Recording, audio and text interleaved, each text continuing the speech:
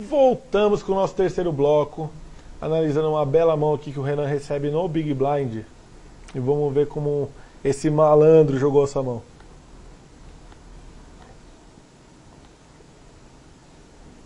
Mais uma vez. Check do Big Blind com essa mão, um tanto quanto inaceitável, hein? Olha, o botão entra de limp, o small blind entra de limp, completa, e você com uma mão premium aí, par de rei, as e dama com as em copas, você acaba dando check, você está perdendo muito valor, tá? Porque, mais uma vez, a natureza do jogo é pot limit, você vai aumentar, eles vão pagar. Eles vão pagar. Você vai ter um caller. É muito difícil, igual no No Limit Hold'em, que talvez seja essa mentalidade que você esteja tendo aqui agora, de você tribetar light e o cara foldar. Não tem tribet light aqui. É muito difícil disso acontecer, tá? Muito difícil disso acontecer. Normalmente você está tribetando light uma mão que tem um tanto quanto de valor no Omaha. Porque você tem posição, você pode flopar alguma coisa interessante, a equidade, diferença percentual entre as mãos é menor, então muda o conceito, tá? Então aqui você tem que aumentar, tá? Que o raise de pot é ideal para extrair valor frente a essa situação, e no caso você acabou dando check. Aí bateu um flop no qual você ficou no flush draw. E você não tem noção nenhuma que seus oponentes floparam nuts, se floparam trinca, porque você não subiu, você está perdido dentro da mão. E agora você vai jogar para quê? Para acertar o seu flush, né? Então a gente fica com as condições reduzidíssimas, mínimas, certo? Então fica essa dica para você e para toda a nossa galera aqui da TV Poker Pro, que a melhor jogada seria aumentar realmente, tá? Bom, você dá check, o nosso oponente no botão dá call, dá o bet de pot e você dá o call, tá? Bom, outra vez, call fora de posição em Omaha para jogar pelo flush draw realmente não é a melhor jogada, tá? Porque normalmente a gente vai jogar para muito mais altos do que 9 altos em Omaha. É quando você está para straight draw, quando você está para flush draw também, ou quando você tem alguma outra possibilidade. Você não sabe se muitas vezes se o rei é uma carta interessante para você. Seu oponente pode ter sequência aqui. Ele já pode estar seguido, pode ter Ás e 2 se sentindo confortabilíssimo aqui nessa mão, mesmo sem ser 2 e 6, e mesmo sem ser 6 e 7, tá? Então, o check call é um fator ruim, inclusive, para a extração de valor. Porque se bate copas, o que você faz? Check ou aposta?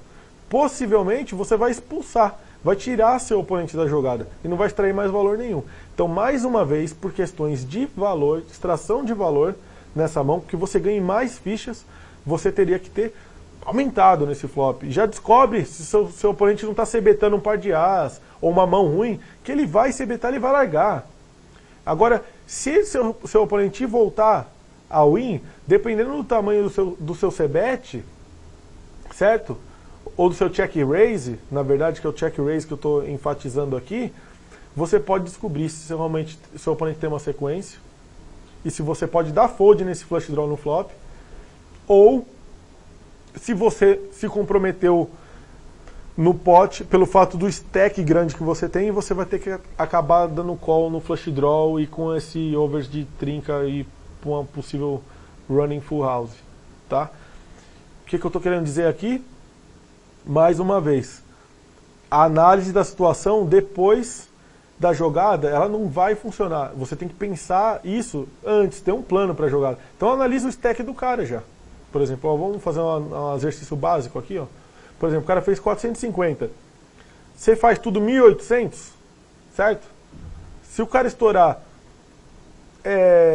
o resto são mais 3.000 fichas para você. Você vai dar o call?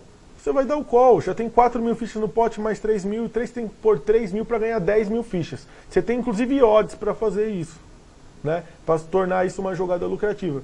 É a jogada mais indicada, fazer seu oponente dar o fold, tentar fazer seu oponente foldar essa mão, tá? Aí no caso você deu o call, o turn é um valete que não muda bulhufas, nada, e o que você tem que fazer de novo? Check. Não te restam opções. O que você faz? Beta o turn e o cara põe tudo e você se vê comprometido, aí sim, totalmente comprometido e pra lá de Bagdá, né? Pra dar esse call aqui correndo atrás de um flush, né? Sendo que você vai ter seus 15, 20% de chance de acertar, seus 20% de chance de acertar a mão no river. Aí, no caso, o seu oponente aposta 1.350, que é o pote de novo. O que ele está mostrando aqui com essa aposta? Ele está falando, realmente, eu estou trincado, estou seguido, tá? Olha o meu stack, eu sobro com um stack praticamente igual ao flop, ao pote, né? E você vai lá e pá, call de novo. Com certeza, uma jogada muito pior, extremamente pior, do que a jogada que você fez no flop. Se você for para a linha do check call no flop para acertar, você tem que dar check fold no turn. Porque aí você tem 20% de chance de completar a sua mão, e aí a gente já sabe que você é desfavorito 5-1, a jogada não é lucrativa. A jogada não é interessante. Não tem muito mais extração de valor nessa mão. Seu oponente tem 3.000 fichas para trás, você tem um stack de 13.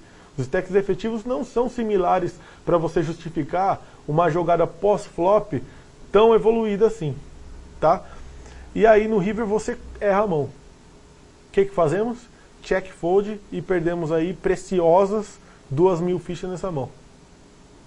Tá? E é possivelmente o que eu acredito que você vai fazer. Na verdade, foi check-check, porque seu oponente ficou até suspeito de que você tivesse uma chance de fazer um straight maior aí, se tivesse, por exemplo, um 6 e 8, e tivesse feito uma sequência maior do que a dele, que seguiu no flop. Tá? Eu mesmo, antes de analisar a jogada, eu já cantei a bola, falei, no turn, o cara apostar, fazer essa aposta no turn, é valor. Não tem como o cara tá blefando. E você correr atrás do seu valor, de acertar a sua mão, é uma jogada perdedora. Por isso que a jogada correta seria foldar, ou ter ido all-in nesse flop, teria tribetado o cara, nesse caso ele ia ter o nuts, infelizmente você ia jogar por 33% aqui, um pouco, 35%, quase 40% na verdade, você acertar possivelmente uma dobra ou um rei no turn, que pode acontecer.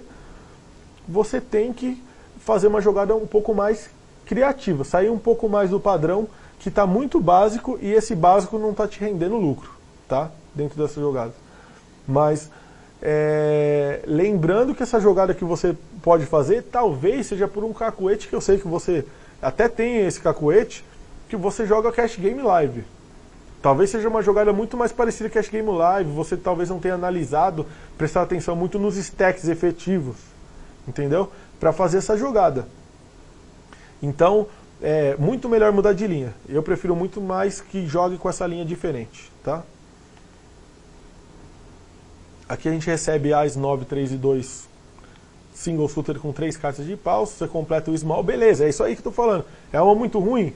Pô, mas completa o small, 75 fichas. Para ganhar 450, vale a pena.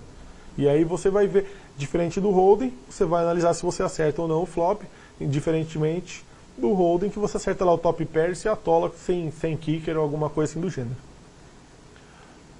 Esse é o oponente da check, você acaba pondo um par em um gut shot, né, a broca do 4 aqui, mas tem flush draw. Você dá check, o oponente bet e você fold, perfeito, correto. Aqui a gente tem as 10, 6 e 2 single suited. Mais uma vez, single suited no As, que é uma condição interessante. E você entra de limp do botão. Olha, eu não vejo problema nenhum em você entrar de limp do botão. Acontece que é o seguinte, toda vez que você entra limp do botão, ou que você faz uma jogada dessa, você demonstra a força da sua mão. Tá? Contra bons jogadores, isso vai ser um prejudicial enorme. Tá? Enorme. Então, ou seja, quer jogar essa mão? Você tem As e 2, tem um As naipado, tem um 10, tem uma chance possível de sequência ali com As 2 e 6, até com As e 10, aumenta do botão. Existe o roubo de blind em PLO, principalmente em torneios. Em cash game praticamente não, mas em torneios sim. Né? Por conta da relevância, os blinds no torneio são muito mais relevantes do que os blinds no cash game. Né? Que você pode desenvolver outras jogadas dentro do cash game que te interessam mais do que no torneio. Mas aqui, pô, o seu stack bota pressão, né? Aumenta. Entrar de limpo, eu achei uma jogada um tanto quanto passiva. Tá? Aí, no caso, você entrou de limp, check, check, você errou totalmente o flop e você deu check behind. Então, qual é a vantagem? Qual é a vantagem de entrar de limp em posição? Nenhuma. Qual é a vantagem de você aumentar em posição, bater um flop desse específico, que só continua quem tiver um flush, ou você pode fazer muitas mãos foldarem no turn, assim com valete dama, ou como uma trinca, você pode ganhar com um c-bet pós-flop, no flop. Por quê? Porque você subiu em posição e você está se aproveitando. Lembra, foi o que eu sempre disse antes no começo, o conceito posição é muito importante, e você não está usando o conceito posição do modo que ele deve ser usado aqui em PLO, tá? Então, vamos continuar falando dessa mão aqui no nosso quarto e último bloco, aqui no nosso Na Mira do Pro Omaha com Felipe Mojave. Um abraço.